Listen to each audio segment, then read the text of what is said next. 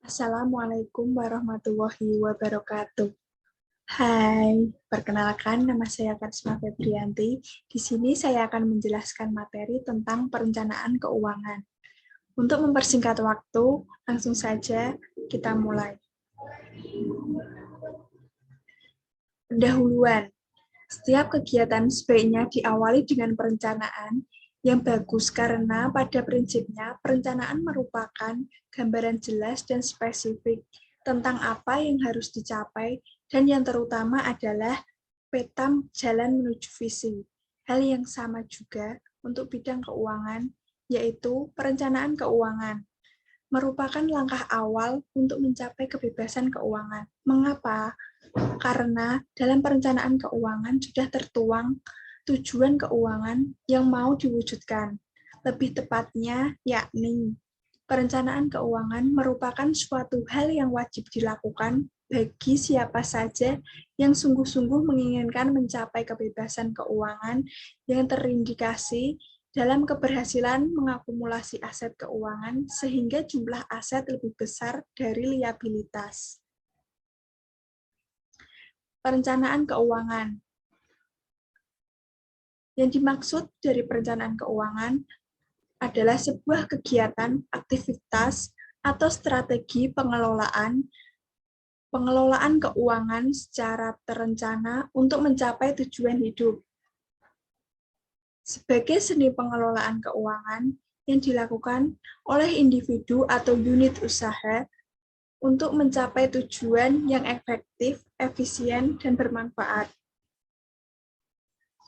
Tujuan dari perencanaan usaha, yang pertama, menentukan persyaratan modal, yang kedua, menentukan struktur modal, yang ketiga, memanfaatkan sumber daya keuangan yang terbatas.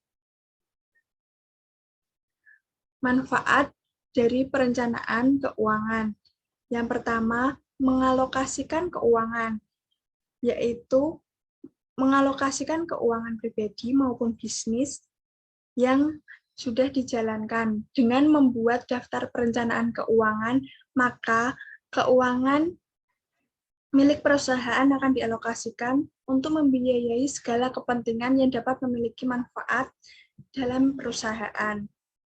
Kemudian, investasi. Investasi meliputi kehidupan pribadi, pilihan risiko, dan tujuan masa depan. Hal ini digunakan untuk memilih investasi yang tepat sesuai kebutuhan, tujuan, dan kepribadian masing-masing. Perencanaan keuangan membantu untuk merencanakan dan menciptakan aset keuangan untuk masa depan. Selanjutnya, peningkatan produktivitas. Meningkatkan produktivitas caranya dengan merencanakan pembiayaan untuk lini produktivitas yang belum terjamaah yang didahului dengan rapat dan kesepakatan bersama dari setiap pihak yang memiliki wewenang di dalam lingkup perusahaan. Kemudian yang terakhir, meraih tujuan jangka panjang.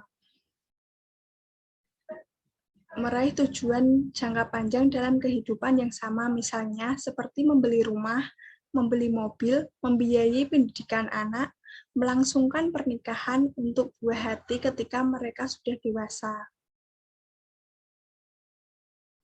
Fungsi dari perencanaan keuangan. Yang pertama, mengelola pendapatan dan pengeluaran. Yang kedua, menciptakan kesadaran akan kondisi keuangan.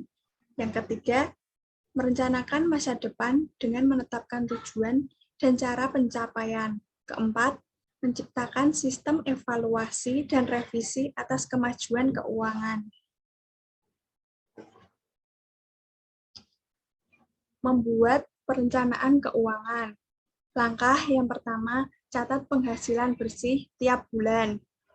Cara membuat seluruh nominal pendapatan yang diterima dicatat dan dihitung pendapatan bersih yang diterima setiap bulannya. Kemudian yang kedua, terapkan metode 3 pos. Metode ini meliputi pembagian persenan dalam keuangan. Yang pertama, 50% digunakan untuk membayar kebutuhan pokok, 20% untuk tabungan jangka panjang, 30% untuk gaya hidup. Yang ketiga, gunakan 2 rekening yang berbeda. Cara ini untuk memudahkan Anda untuk menabung, sebaiknya dipisahkan antara rekening pribadi dan tabungan. Langkah-langkah perencanaan keuangan. Identifikasi kondisi keuangan dan kinerja unit usaha atau perusahaan saat ini. Membuat tujuan keuangan, membuat alternatif pilihan untuk mencapai tujuan. Evaluasi setiap pilihan, implementasi program perencanaan keuangan, revisi dan sempurnakan rencana keuangan secara berkala. Sekuensial perencanaan keuangan. Yang pertama, pengeluaran. Yang kedua, pendapatan. Ketiga, tabungan atau saldo. Yang keempat, ada investasi. Model perencanaan keuangan. Proyeksi laporan keuangan, yaitu meliputi laporan yang memperlihatkan jumlah dana yang diperlukan untuk membiayai pembelian aset yang diperlukan, memproyeksikan dana yang bisa dihasilkan dari dalam perusahaan, dan menghitung variabel penyeimbangan. Yang kedua, pendekatan persentase penjualan.